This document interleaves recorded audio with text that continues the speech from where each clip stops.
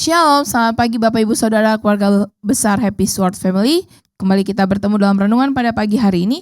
Hari ini saya ingin membawakan satu tema, yaitu Christ in me. Seperti core value kita ya Bapak Ibu Saudara. Ayatnya saya mau ambil dari Galatia yang kedua, ayatnya yang ke-20. Galatia 2 ayat 20. Namun aku hidup, tetapi bukan lagi aku sendiri yang hidup, melainkan Kristus yang hidup di dalam aku.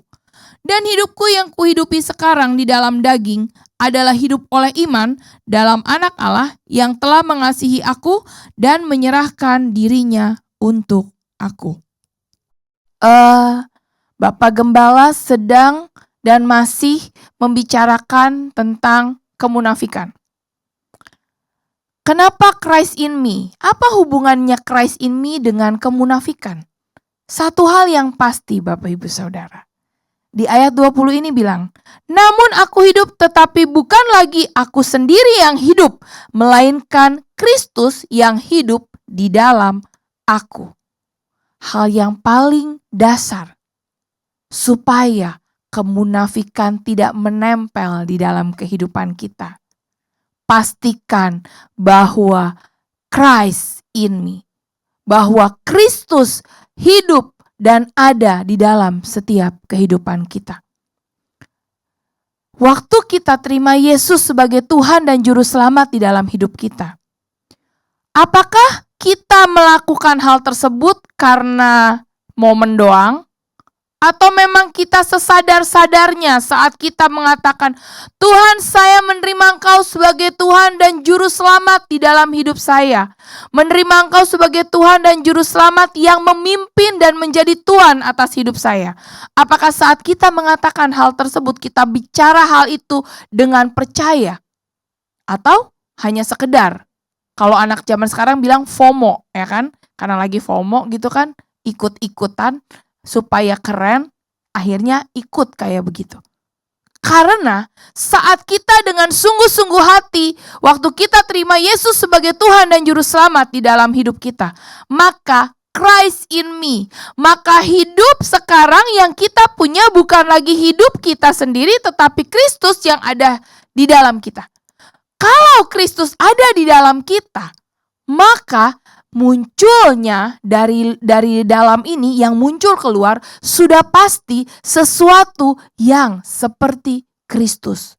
Walaupun saya sangat percaya, saya sangat paham bahwa untuk kita menjadi serupa dengan Kristus itu bukan hal yang mudah. Tapi bukan berarti tidak bisa. Karena kita itu firman Tuhan mengatakan bahwa dengan adanya Kristus di dalam kehidupan kita, maka kita akan berjalan menjadi seperti Kristus. Jadi kalau misalnya Kristus itu udah ada di dalam kehidupan kita, sudah pasti Bapak Ibu Saudara, kita akan mengikuti apa yang Kristus inginkan. Dan apa yang sedang Bapak Gembala bicarakan soal kemunafikan itu gak mungkin menempel di dalam kehidupan kita. Seandainya godaan itu datang, kita akan bisa halaukan. Kenapa? Karena Kristus yang di dalam kita akan memampukan kita dan mengingatkan kita, hello, jangan kayak begitu. Itu bukan saya, kata Kristus. Itu bukan aku, kata Tuhan Yesus. Aku tidak mungkin menyuruh kamu melakukan hal-hal yang munafik. Aku tidak mungkin menyuruh kamu melakukan hal-hal yang tidak berkenan. Itu Bapak Ibu Saudara. Dan ada satu pujian yang ngomong kayak gini. Mengikut Yesus, itulah kesukaan hatiku. Ku lepas semua hakku untuk mengenal kehendaknya di hidupku. Mengikut Yesus, itulah kekuatan hidupku. Ku yakin anugerahnya mampu jadikanku hamba yang berkenan selalu. Waktu saya dengar, pujian ini sering saya dengar Bapak Ibu Saudara. Tapi satu kali waktu saya dengar pujian ini, dan mengatakan bahwa mengikut Yesus itu kesukaan hatiku. Waktu Kristus ada di dalam hidup kita, otomatis kita akan suka untuk ikut Dia. Tapi berikutnya, ku lepas semua hakku untuk mengenal kehendaknya di hidupku. Waktu Kristus ada di dalam hidup kita, kita akan melepaskan segala hak-hak kita, Bapak Ibu Saudara, untuk kita bisa lebih kenal Tuhan itu mau ngapain? Apa sih isi hatinya Tuhan? Tuhan maunya tuh kita kayak apa sih? Tuhan itu pengennya kita nempel sama Dia. Tuhan maunya isi hati kita adalah jiwa-jiwa yang belum kenal sama Tuhan. Tuhan pengen isi hati kita adalah mengasihi orang yang menghina kita, menghakimi kita, yang ngomongin kita, yang nusuk dari belakang, yang ngata-ngatain kita, yang memfitnah kita, yang mencemooh kita. Dan siapapun, Bapak Ibu Saudara, melepas hak untuk semua yang tadi saya sebutkan, itu bukan perkara mudah. Saya tahu, kita punya hak untuk membenci orang, kita punya hak untuk menghakimi orang, kita punya hak untuk tidak suka dengan orang, kita punya hak secara manusia. Tapi kalau kita manusia Kristus, kalau kita bilang Christ in me, Kristus di dalam hidup kita, maka Kristus itu akan bilang, Sheila, kamu gak boleh, kamu gak punya hak buat benci sama orang, kamu gak punya hak buat sakit hati sama orang. Kristus yang bilang, saya gak punya hak itu.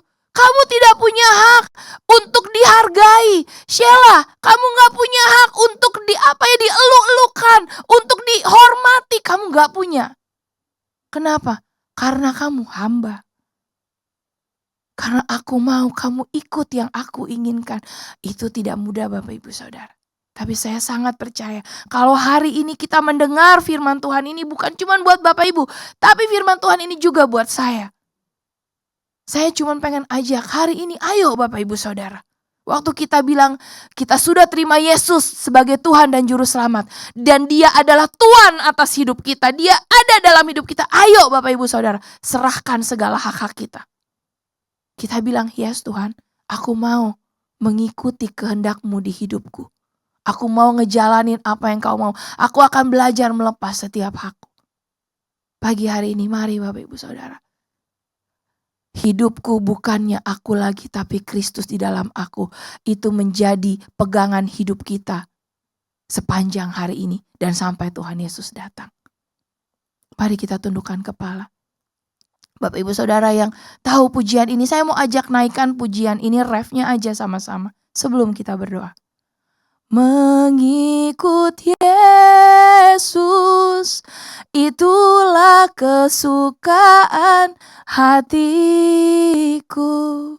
Ku lepas semua hakku untuk mengenal kehendaknya di hidupku, mengiring Yesus, itulah kekuatan hidupku.